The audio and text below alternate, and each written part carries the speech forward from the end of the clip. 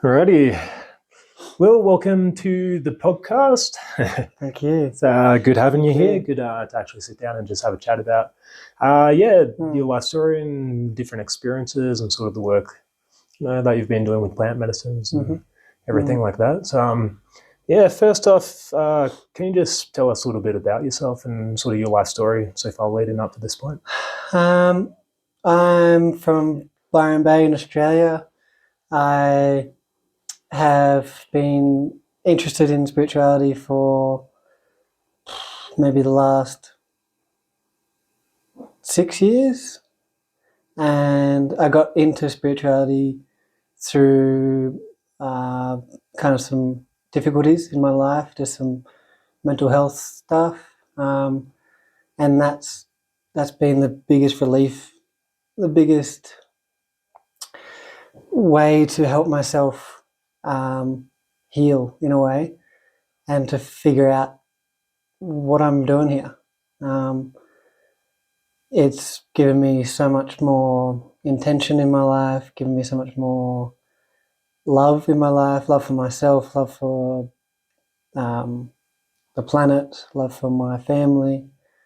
And yeah, it's just that journey of self-inquiry and discovering your own habits and your own I don't know what you'd call it, but yeah, just that thing of realizing yourself, and that's kind of beyond what we think of as human. It's kind of more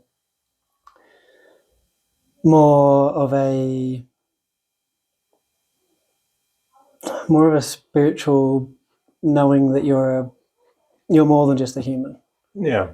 Yeah, absolutely. And it's, I guess, a part of spirituality is really just learning that, you're more than your body and learning to understand it. I guess to have a deeper recognition of self, of consciousness, of what we are. And it's a beautiful journey. Like everyone who actually, goes down the path of spirituality and starts exploring their own consciousness and exploring different modalities. As we mentioned earlier, it's sort of like a bottomless pit, a rabbit hole. You go down and you start learning more and more and more, then it piques your interest even more because you start perceiving things and understanding things. And so what would you say led you down this path in life? Because a lot of people seem to be pretty content just, working and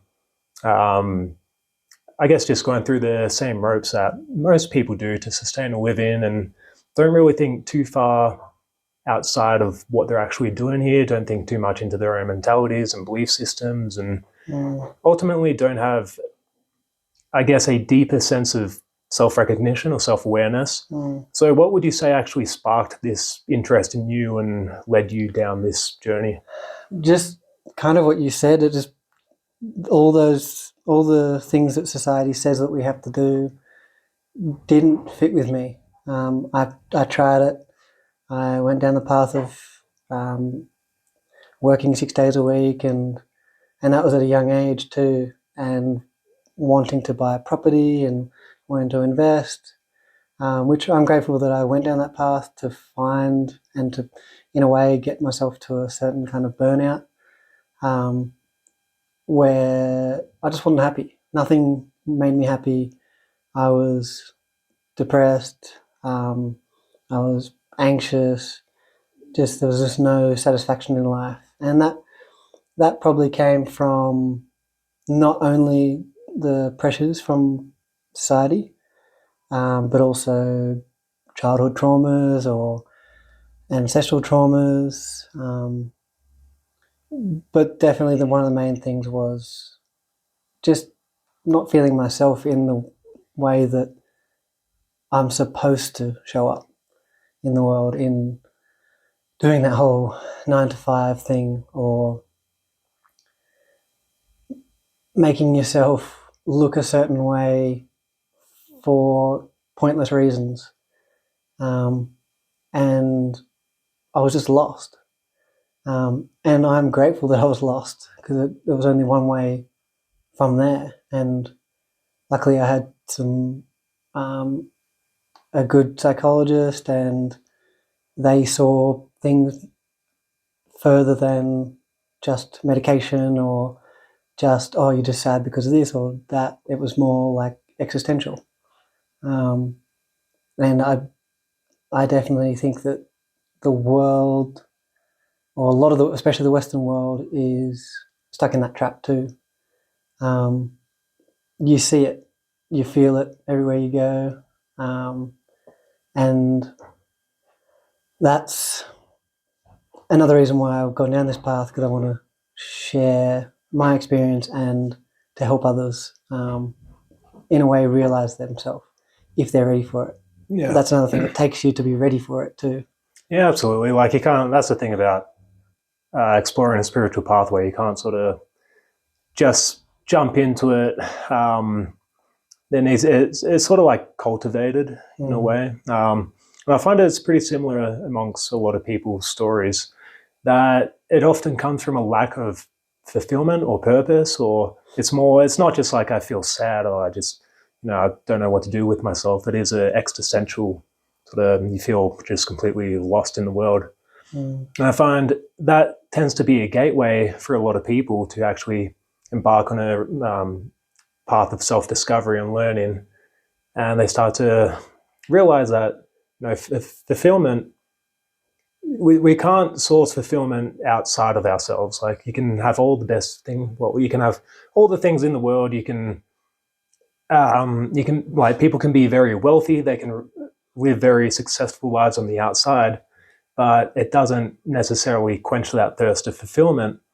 And it's not until people really go through those existential crises or feelings that there's something more to this experience in life, that they actually start diving deeper into their own consciousness and their own soul nature and start discovering more. And that opens up this whole can of worms where you start exploring and doing different things, and leads people down all these different tracks and these different life journeys. And it's a beautiful process. It makes you really appreciate life more and appreciate just living, what it means to be a human being on this planet.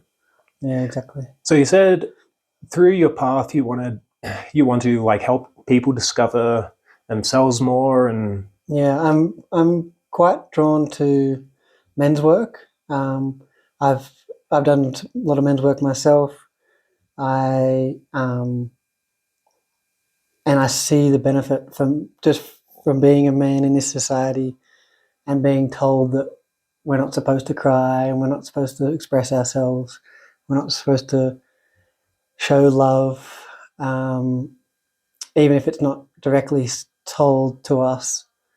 It's shown to us, whether it's through our the way our parents are or the way we are told to show up, whether it's from school and being called a pussy or whatever it is. That's I found amazing, absolutely amazing realizations from people in their teenage years up to their 70s and even 80s. And I'm almost more impressed by the men that open up and realize certain things in their life when they're older, because they've got so much um, ingrained trauma and norms that they can't step out of those boxes. A lot of those guys have also gone into meditation and spirituality just through a little opening in their awareness, a little bit of an opening to allow themselves to love themselves.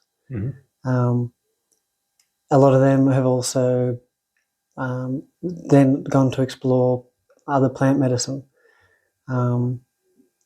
through recommendation from whether it was their psychologist, which may be a bit more open than other psychologists, or just through other men in their men's group, and just kind of making it become a bit more of a norm, and realizing how helpful it actually is. And it's just for a lot of people that also can't get into meditation, it's that little bit of a kickstart that really helps them see past their tunnel vision and helps to open their mind to infinite possibilities of how they can be, not just how they think they have to be. Yeah, absolutely. Because when we're trapped in all of these systems and these thoughts, and we're always occupied by something, we don't really give ourselves an audience. We don't allow ourselves to actually go deeper into who we are and I guess be present with our own experience of consciousness, which I think is super important, whether it's reflection or introspection or just processing experiences. I think meditation's something that everyone should do in their own ways. But would you say, I guess, the whole, like, let's say the existential crisis of not feeling fulfilled in life, do you reckon it's more of an issue with men in general? Or do you think women tend to face this as well? Everyone, absolutely everyone. It's definitely not just men. For me, the reason I mention the men's work is just because there's a lot of bad stigma around men, and which we have caused a lot of damage in in men's lives and in women's lives for centuries. And I feel like men waking up can really help this world, environmentally, socially, and just for future generations as well, because they're such a huge role model. But also, it doesn't stop at men, women, gay, straight, whoever you are. Yeah. Everyone has we're all human and we all face the same issue. We'll share collective trauma. Yeah. We'll share collective restrictions to the mind. So what is your thoughts on collective trauma? Because it's something I've read a little bit about over the last couple of years, and it's really like I'm still trying to grasp more of an understanding of it. I feel like I've got an idea. So, of course, we are connected through our lineages, and we're all, the way I believe is that we're all the same consciousness, essentially experiencing oneself infinitely on whatever level of reality you consider that.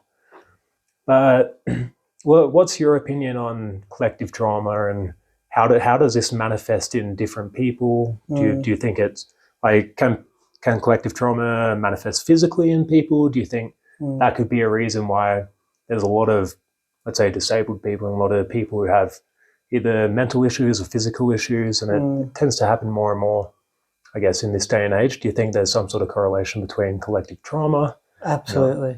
Collective trauma doesn't stop at it is collective trauma. Trauma isn't individual. There's trauma in females from years and years of being quietened in a way, and that's not just going to stop today. Even if we gave women's rights to the whole planet, that's going to be in our system for years and years, and it's going to take a lot of healing for collective trauma in women. But also, like, even men would also feel that, because we are the son of a woman. We are born through a woman, so we genetically take that with us.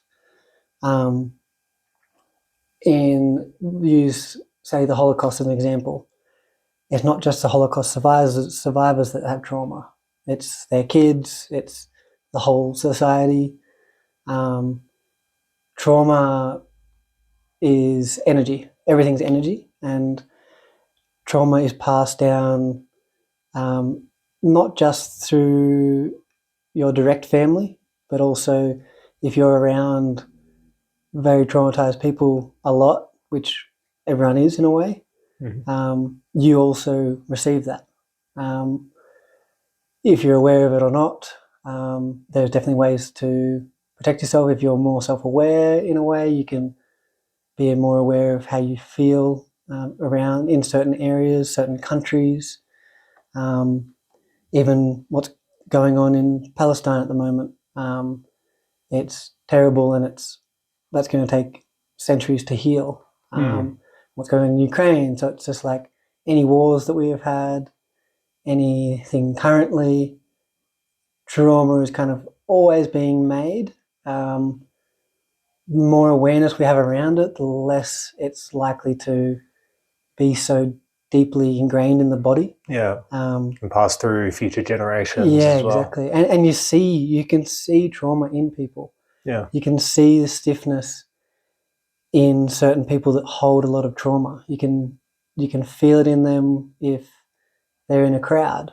They may have trauma from certain things. And it's like, that's another reason why I love doing this work, is because people don't have to hold that forever. They can start healing themselves, which will also heal the collective. It'll also heal the next generations.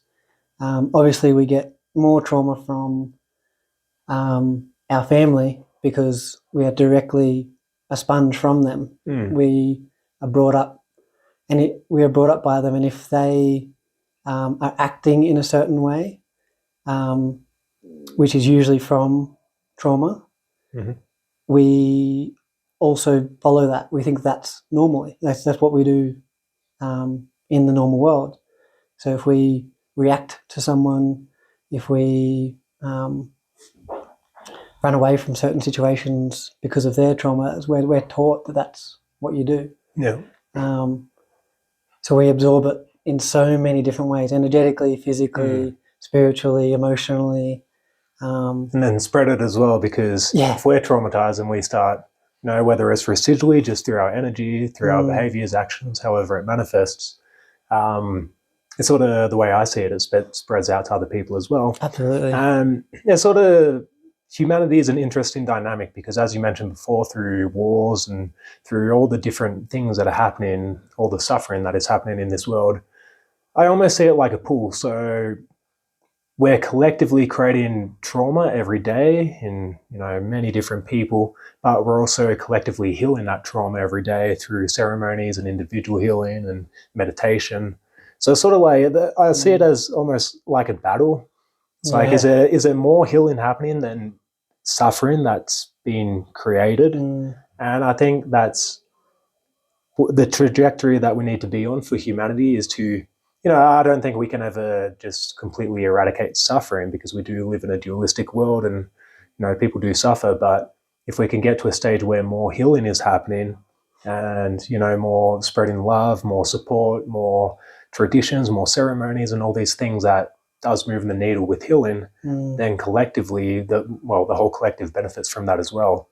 But then I believe, there's also people and dark forces and just things happening that are causing or trying to cause more suffering along the collective, so that it sort of deforms and becomes something, becomes a cesspool of suffering, essentially. Yeah. So we're on like a bit of a pendulum swing, and in this realm, as a human, we can only do the best we can do.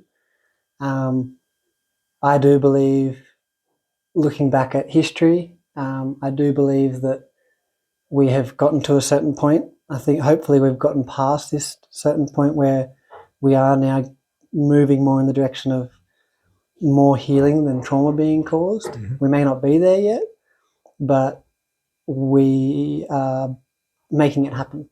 And individually, we have to make that happen. To make it happen as a collective, we need to do our own work, because we can't change others, but we can be the change that encourages others to help heal themselves. Yeah, absolutely. We can only heal ourselves, really. And that healing and that love creates more and more love and more energy that is positive, moving in a more of a positive direction rather than a negative direction. And that just starts from you. Yeah, absolutely. I agree. We need to everyone needs to sort of focus on their own healing, and residually, I feel like that's how we actually help other people. It's we can't. What's that metaphor that that I forgot? You can't fill someone else's cup if you're not full. Or Yeah, absolutely. I probably butchered that. But yeah, we need to. You can't help anyone else unless you help yourself. Yeah, exactly. But yeah, I definitely believe that, because like once someone is, I don't think there's a like definite line. It's like, oh, you are suddenly healed. No. I don't think it's like 100%. No, you're healed. I think we all could be more healed. It's a spectrum. But I think once we are like relatively healed and we've gone through a lot of our stuff, we start spreading that. We start, just through how it manifests, because when someone is healed, it manifests through their actions and behaviors and attitudes and words. And healed people are generally happy, conscientious people that want to help and support other people as well. So I think that's just a byproduct of being healed, is that when someone does their own healing, they want to start helping other people.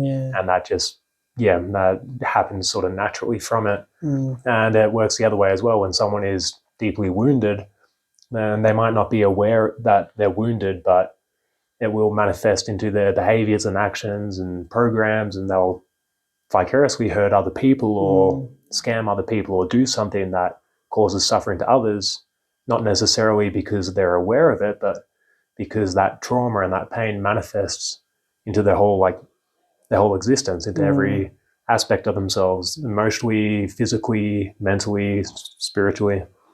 Every word that comes out of their mouth, really. And I don't feel any resentment towards people that say are yelling at a cashier for getting their order wrong or whatever it is. I actually feel deeply, deeply sorry for them. I feel a lot of sympathy for them, because they have to live with themselves every day. They're the people I want to help. It's no one wants to be in pain. No one wants to be a dickhead, really. Yeah. It's not a fun thing. no one is intentionally being a dickhead. Like, no one wakes up and goes, I'm going to be a mean person today. Maybe some people. So that's an indicator. When you see someone that's just lashing out or treating people mean or treating themselves mean or hurting anyone, they're hurting themselves. Yeah, they are deeply in pain. Oh yeah, it can't be enjoyable. It can't be enjoyable, like screwing other people over and being greedy or selfish. Or I've thought about that quite a bit as well. And that's how I see it. I see when someone's wounded through their behaviors and their actions. It's like someone who, as using the example you just used before, someone screams at a cashier or is just miserable to other people or screws over other people in some sort of way or is aggressive. To me, that's a signal that that person's got a wound that they're not dealing with, and that they are actually suffering, because that behavior is a manifestation of their suffering. Yeah. And if that comes out in yourself, you realize that, that may be something that wants to be healed. Yeah, absolutely. That may be something that's I didn't see before. Because really, once you start to go down this path, all you want to do is be a good person. And when you've noticed yourself maybe not being necessarily a very nice person for no reason at all, then that's an indicator to yourself. That's just taking responsibility for your own actions, for your own being. That okay, I'm in, that hurts. Something is in pain there. That's a habit of mine that I've done for however long. Okay, I'm gonna look at that, and just being honest to yourself, honest and authentic. That there may be something there, because if you're just pointing the finger at everyone else, going, oh no, they're wrong. Oh, they're wrong. It's like maybe they are, but also just question yourself, like, am I the cause of this? Yeah. Am I causing suffering for someone else? Did I cause that person to cry or whatever it is? And necessary. Like, okay. Self-reflection is super necessary. Because as you said, if you keep pointing the finger, then nothing's going to change in your life. The same things are going to keep happening. You're going to find the same recurring patterns occurring again and again and again in your life, because something happens and it's someone else's fault. So you're not actually recognizing it, which recognition leads to actual healing and where you can actually start working on it. Because, there's a lot of people out there who will try and defer responsibility or blame or point the finger if something happens. And I guess sometimes it's the easier option because it's like it avoids responsibility and says, no, it's I don't have to look at anything in myself. It's their fault. But in the long run, it actually does you a disservice because you're not. If you actually say, okay, what did I do to cause this, or how could I have responded better, or what could I have done differently? Then you start reflecting and actually changing those patterns and programs. Then later on down the track, you actually heal them and it stops happening. You can actually live a happier life in some regards. And it's not easy. No. It's not easy at all when it's a different kind of pain. And it was something we were talking about yesterday. It's like we don't know that sometimes we don't know that there's something that needs to be healed until it's healed, until we notice it. Usually, sometimes we don't notice that until after the fact. It's like, whoa, I didn't actually realize that I was in that much pain in that area. And that's what relationships are amazing for. Romantic relationships, especially family relationships, they are the biggest indicators. If just an example, if you're going from relationship to relationship, if you're clinging and attaching to certain people, then and it's just seeing a pattern. If it goes on for years and years, it's like, why does it keep happening? Why does it keep happening? Yeah. Why do we do this? Yeah. It just kind of takes a little bit of that, self-reflection to be like, oh fuck, okay, I keep doing this. It's not their fault. It can't be the exact same thing with each person. Yeah, exactly. But that's the thing, because if the same sort of occurrence or situation keeps repeating, so it's sort of like the same thing that happens, but it goes, it keeps happening with different people as well, then that needs to be a signal, hey, there's something broken here, or there's something dysfunctional, or something that's wounded or needs to be healed.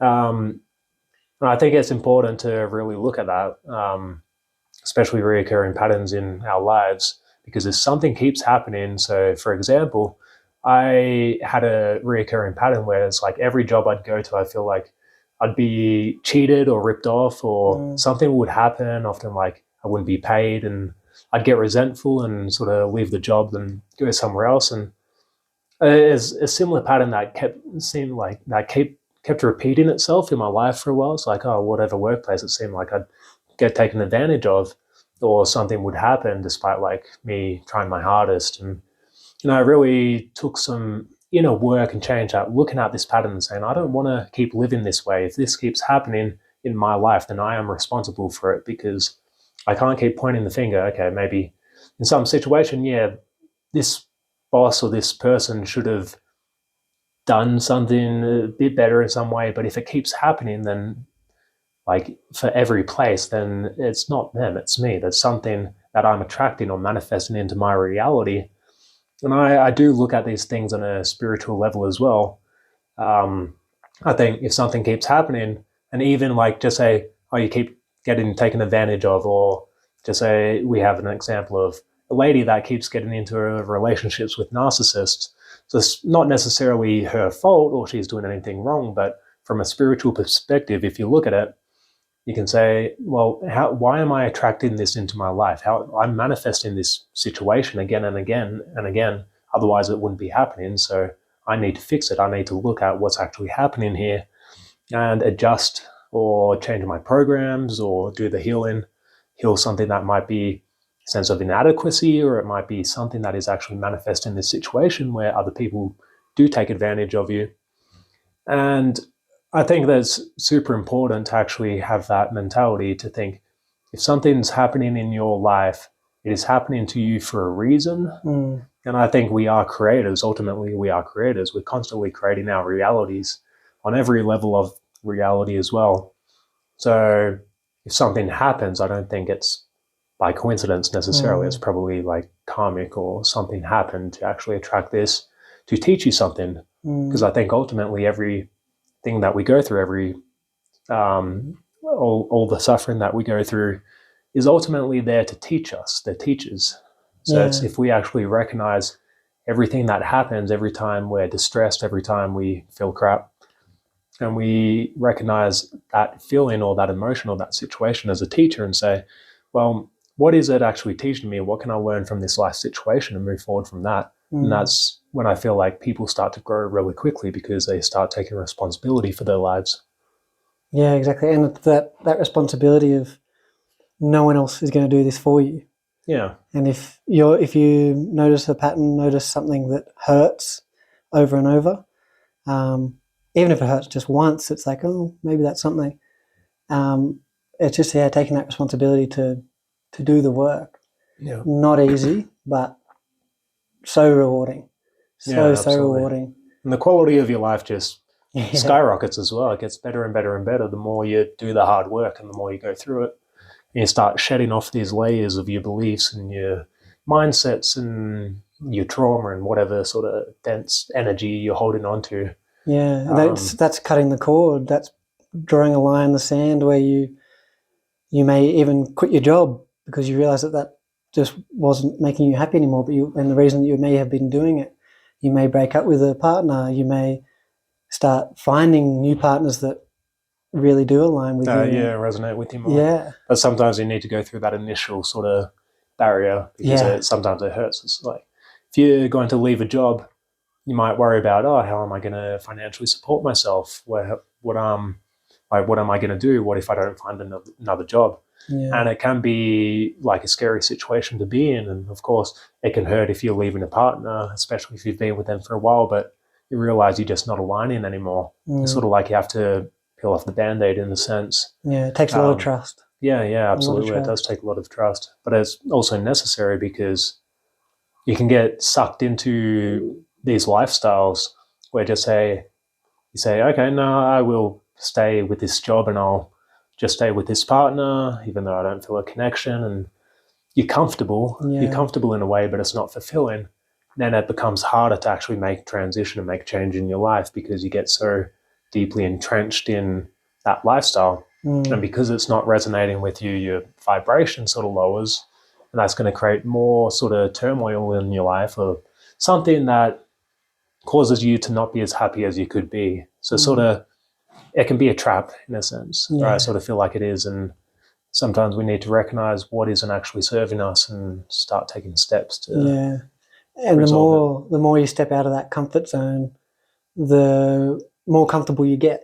Yeah. Stepping out of that comfort zone, it kind of just trickles and trickles and trickles, and then becomes a river, and then becomes a waterfall, and you realize that every time you step out of your comfort zone, you're in a way you're healing, and you're discovering another part of yourself that not that there's anything wrong with being comfortable, but you start to realize where the comfortability is, if it's in your heart or if it's in your mind. Mm-hmm. Your mind can be comfortable with a really nice house, a really nice car, or even just that thing of not leaving a partner or not leaving a job because it's safe and comfortable. But then the more you step out of that, just all the infinite opportunities and possibilities open for you. But there's still that knowing of, am I running away from something? Yeah. So there's a juggle of like, okay, I'm going to leave this, and then something else. And then, so it's kind of, it can be a bit of a maze. It takes time to discern between running away or staying comfortable, or needing to run away in a way to find that part of yourself that is true. Yeah, it absolutely is. I often describe our spiritual journeys or life journeys as labyrinths, because we're constantly going around and figuring different things out, and we'll keep making mistakes again and again and again, which is part of the life journey, but you learn through them, and then you make more mistakes. And, like, you hit a lot of dead ends as well, but it's a constant learning curve. Life can be sort of a slow learning curve, but like, especially when it comes to spiritual growth and the evolution of our consciousness. But I think as long as we have the desire to actually try and actualize ourselves and become the best people that we can, and sink deeper into our consciousness to understand these things, then I feel like you can't go wrong there. You're on the right track. Yeah, it might take some time. You might hit some dead ends. You might make some decisions that weren't in your best interest. And ultimately, it might take time to actually achieve a level of wellness and happiness that you actually want to get to. And self-worth. Yeah. And sometimes it takes that.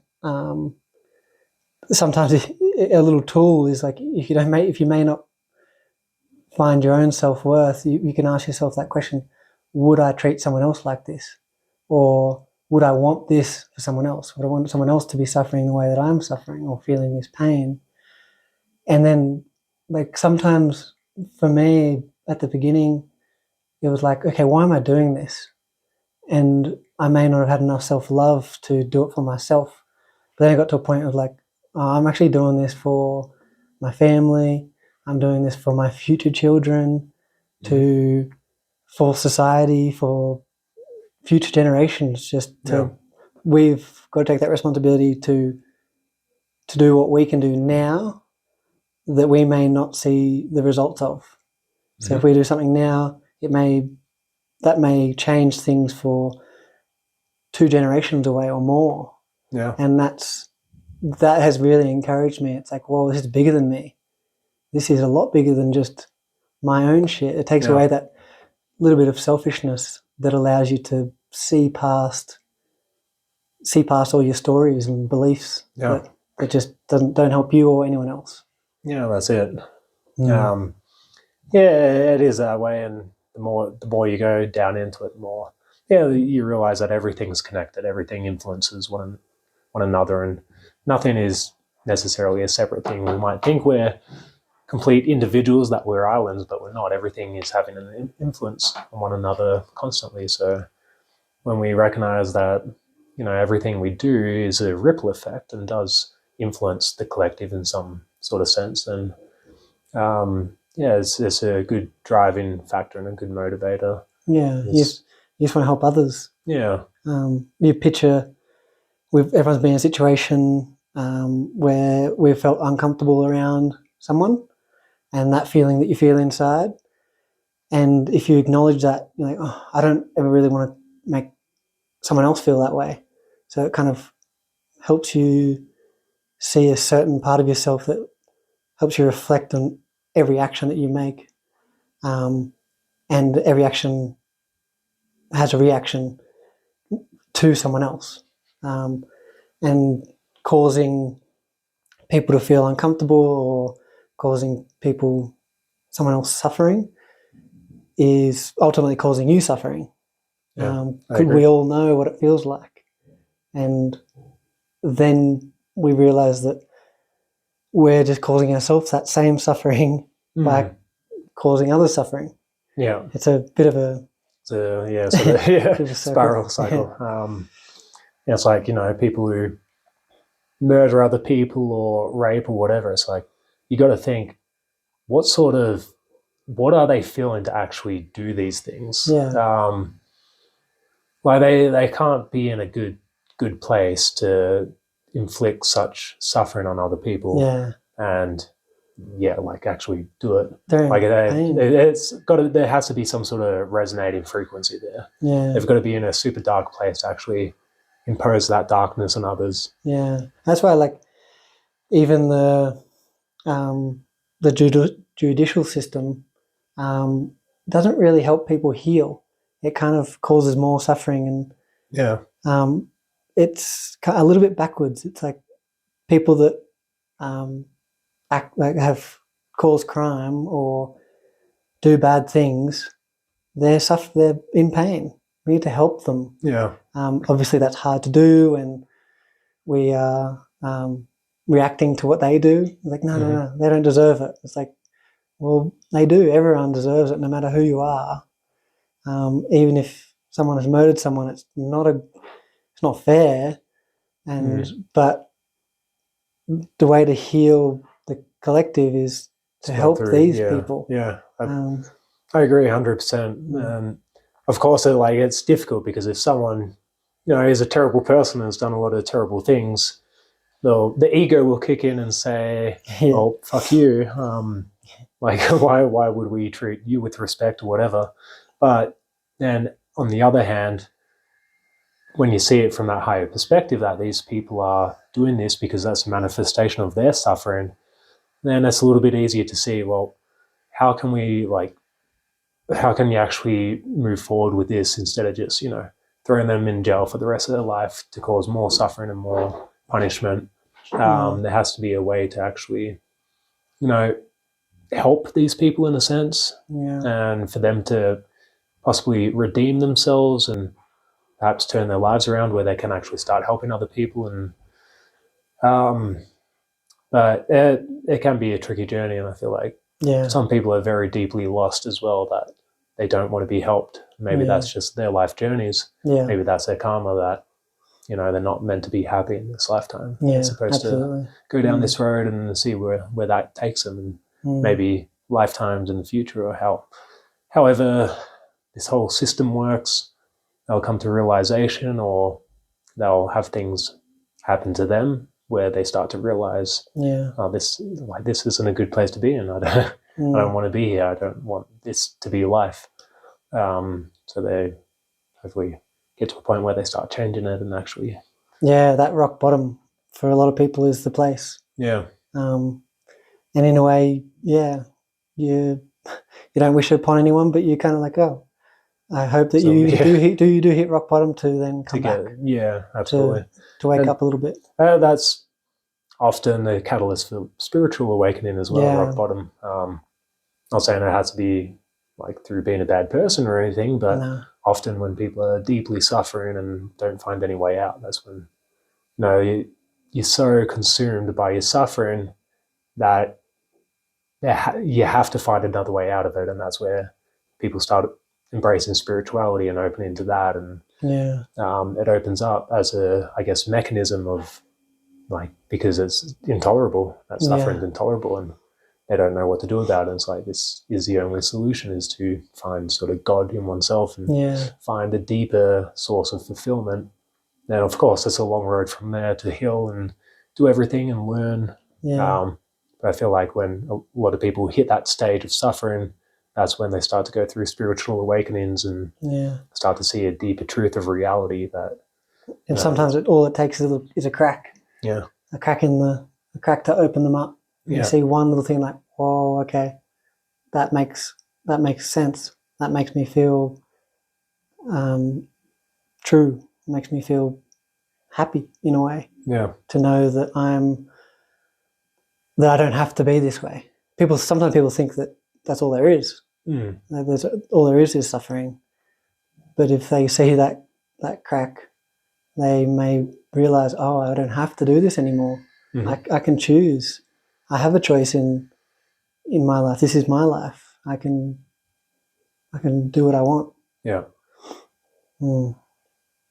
Yeah, absolutely. So another thing I wanted to talk to you about is, you said you did a vipassana, right? Yeah, I've done 2 vipassanas. Okay, yeah. Can you talk a little bit about your experiences with that? Because that's something I'm interested in doing at some point in the future. I'd love to go to India and do the whole vipassana and learn more about meditation and yoga and these sort of things. And I've met quite a few people who have done it, and they rave on about it. They say, "Oh, it's such an amazing experience." Yeah. So, what was your experiences like? But I'm not sure why I felt so called to vipassana at that time, and I still am. It kind of calls you. It comes at a really important time in your life, and to be at vipassana for 10 days in silence, with no communication to the outside, no writing material, no books.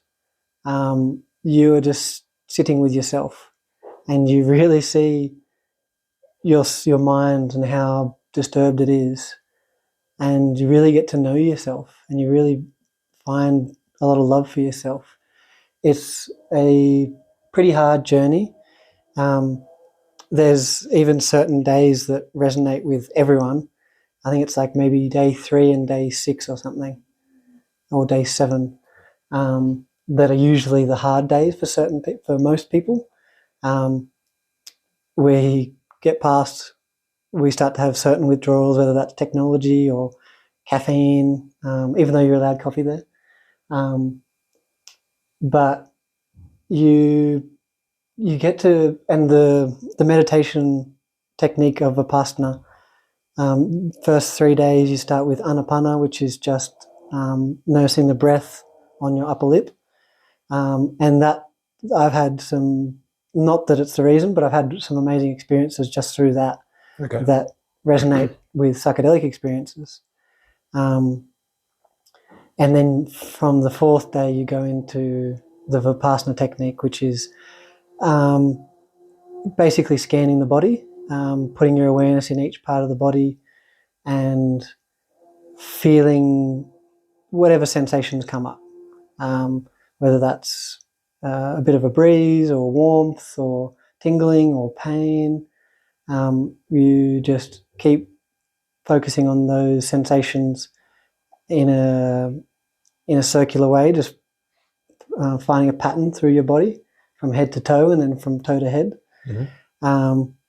And that, for me, was the most connected I've felt with my own body ever.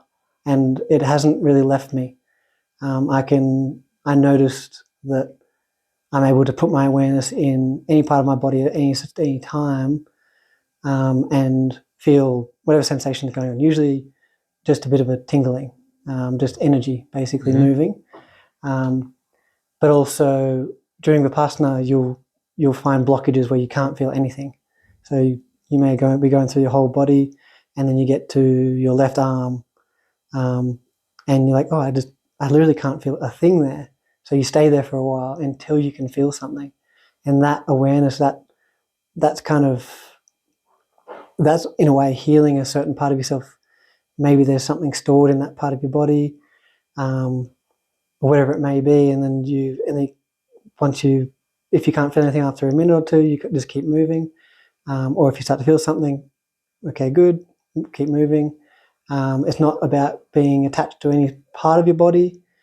It's just about keeping that kind of awareness moving, not super quick, just consistently, and finding what they call impurities in the body, which I kind of, in my perspective, it's where you've stored certain things that may not want to be seen, whether it's trauma or just a certain something that may be painful, physically or emotionally or mentally,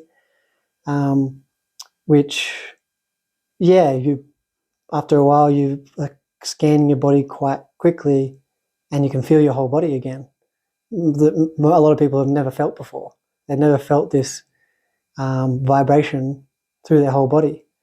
And then from there it goes deeper and deeper to actually going inside your body, not just on the surface or the perimeter of your body. And then you kind of start almost feeling certain organs, and some people have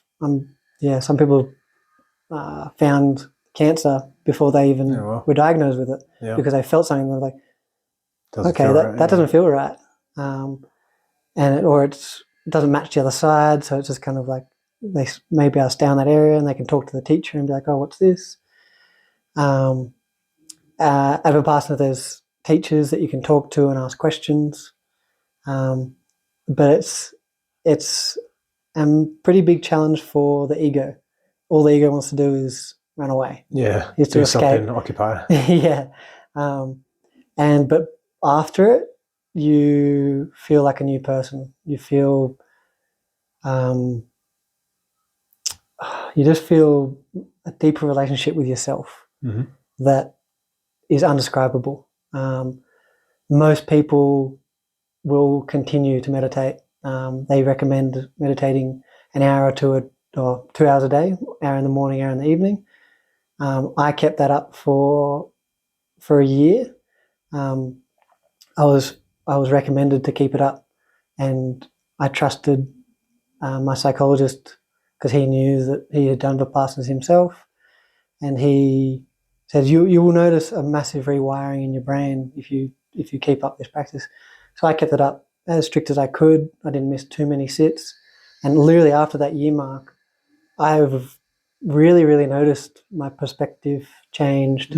I had obviously stopped drinking and smoking, and not because I forced myself to, but I just didn't feel like it. Yeah. I didn't Once feel, you have that bodily awareness and you start sort of feeling the effects of the chemicals going into your body, you're like, oh, why do I do this? I didn't feel like I needed it. Like before, I was probably doing it a little bit unconsciously, and then I was doing it socially or whatever it was. Not that there's anything wrong with it, but I just stopped without even. It was voluntary. Like, oh, okay, I'm good. I don't need it anymore. Yeah. And yeah, I've been back once since. That was only a few years ago, and then I've done some other retreats and other plant medicine, and the plant medicine and that deep meditation and strict meditation practice, they lead you to similar places. Similar places of the self. It's quite hard to explain. There's not really many words for it, but some say you like see God, or you. It's just kind of a place where you see past all your conditioning and all the mental fog and all the things that you think are the way reality is. You see past that. Yeah. Gives you another way to see life, another possibility of how things can be, which then leads you to a whole lot more freedom, just in the way of you being, and also leads you to so much more self-awareness with the things that we were talking about before, with that responsibility of seeing yourself without bias. You just ask yourself, am I the cause of this, or are they the cause of this? No pointing fingers, you're just asking the question. There's no ego getting in the way of, no, this is them, this is for sure them. Yeah. It's just like, it's just inquiry. It's constantly inquiring. And it becomes enjoyable. Just you just make it a practice in your day-to-day life. Yeah. And you enjoy inquiring into the mind. It's not a scary thing anymore. It's just peaceful.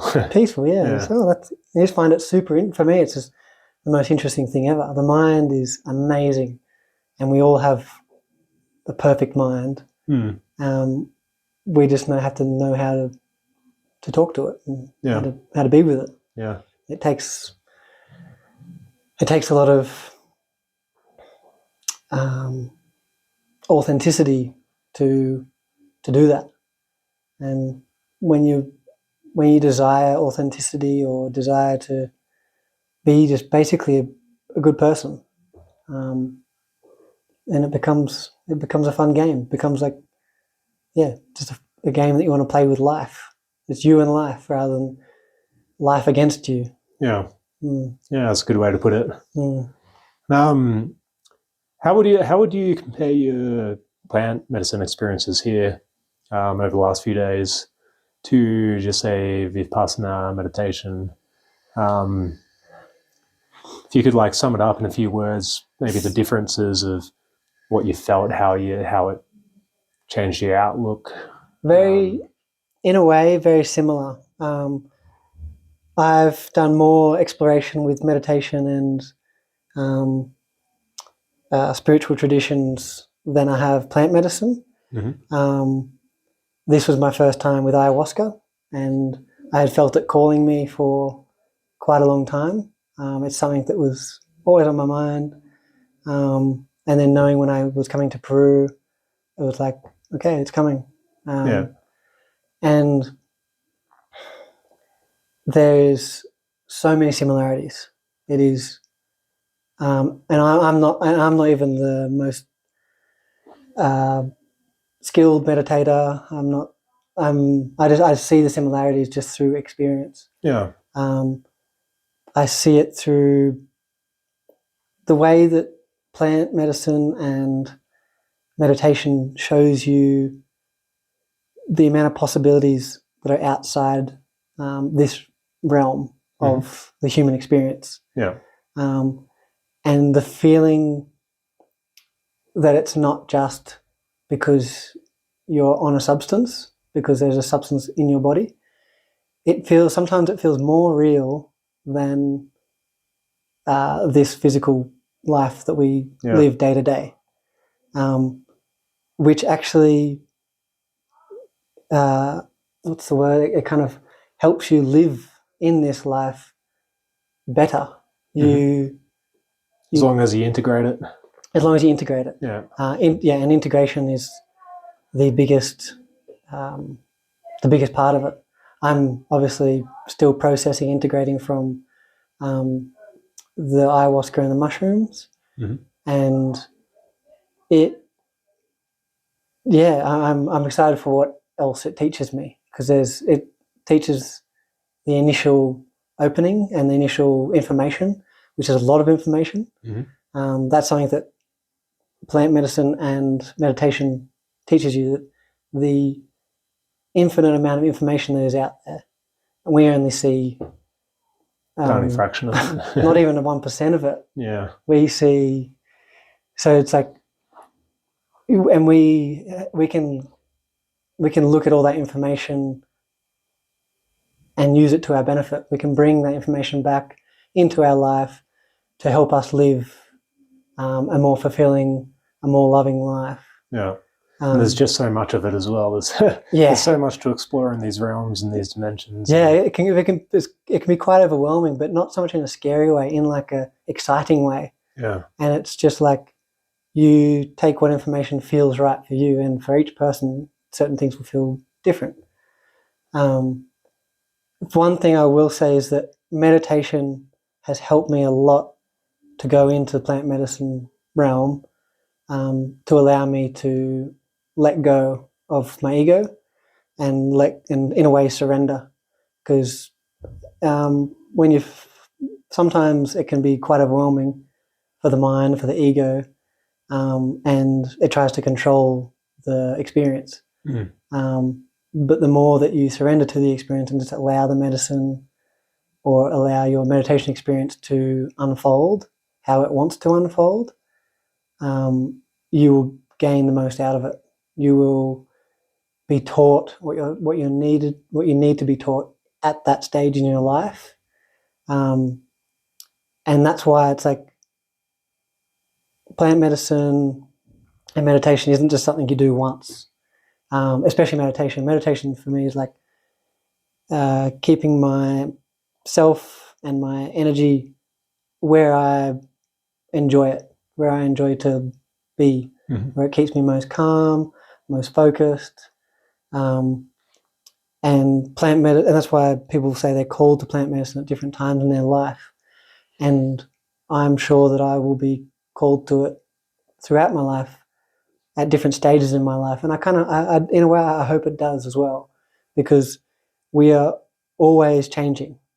And with that change comes new lessons, new teachings, new things that we need to bring into our life, whether that's from having a kid or just you move into more of a midlife or into your 60s or 70s. It's like there's new things to learn, and we get stuck in our ways.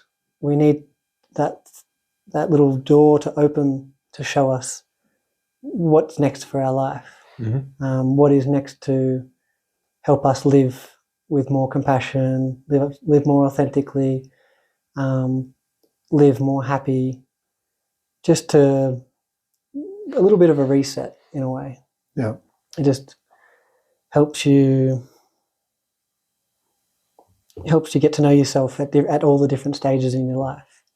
And I did this on my 30th birthday, and I'm not sure why I felt the need to, but I'm so grateful for myself that I've given myself this gift moving into my 30s, knowing that leaving my 20s behind is going to be a big milestone for me.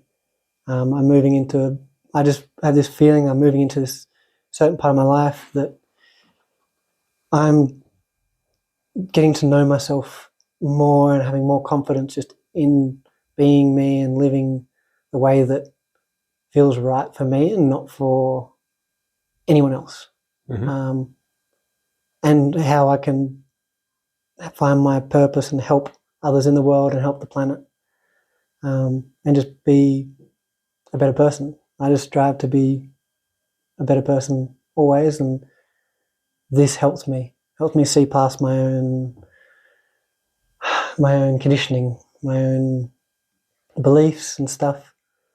And you know when something feels right. Mm. Everyone has had that feeling when something just feels right, and that's what we have to follow, is keep following that feeling that feels right, and you'll most likely be a lot happier. Yeah, absolutely. Well, with that said, guess let's wrap that up. Thanks for sharing all that, and no worries. Yeah, telling me about your story. And any final words or anything you want to say before we wrap up? I really enjoyed sharing this experience with you, Dan, and I'm stoked with what you're doing, stoked with the podcast, and it's just it's something that we need to help people see, and it's we need to create more healing in the world and spread awareness, and it's this is how we do it now in the world of technology. Yeah. We have this massive tool. We can use it to help reach the other side of the world in a second. Yeah, exactly. That's it. Well, it's been great having this adventure with you as well, and I appreciate it. And happy birthday for the other day. Thank you. Thank you. Well, let's stay in touch and let me know how everything unravels in the future for you. I will. All right. Cheers. Thank you.